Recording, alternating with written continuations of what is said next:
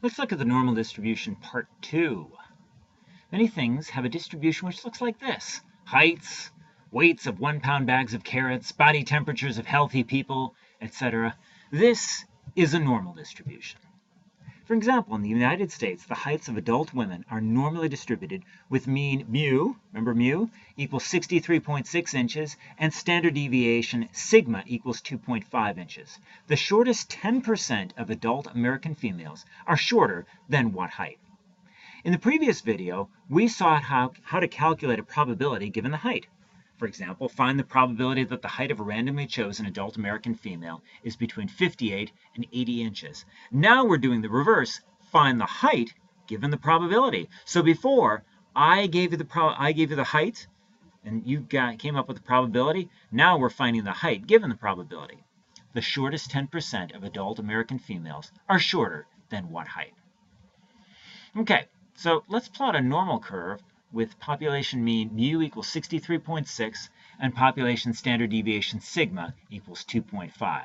This is what we come up with. Okay, so again, the shortest 10% of adult American females are shorter than what height?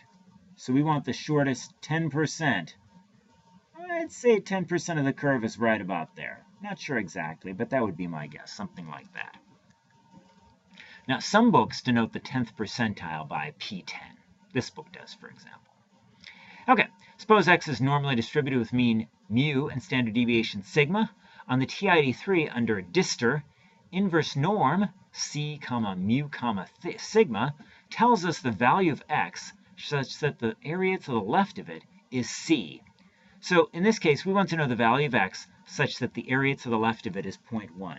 Again, in this problem, what's the value of x? What value do we want here such that the area to the left of that value is 10% of the area? So we would enter inverse norm 0.1, 63.6, 2.5. Here's what we end up with. Okay. So again, second dister, we want to choose inverse norm. Okay, there we have enter. So inverse norm 0.1, comma, 63.6,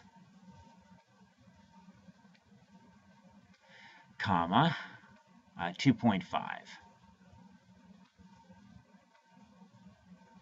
And close the parenthesis. Press enter, and this is what we get. 60.396, or roughly 60.4 inches. So the shortest 10% of adult American females are shorter than 60.4 inches. That would be maybe right about over here. So that's the shortest 10% of adult American females. In the United States, the heights of adult men are normally distributed with mean mu equals 69 inches and standard deviation 2.8 inches.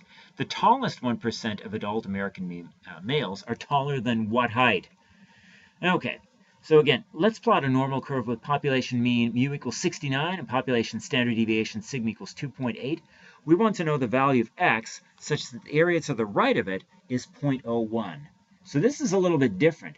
Now, what's the value of x such that the area to the right of it is 0.01?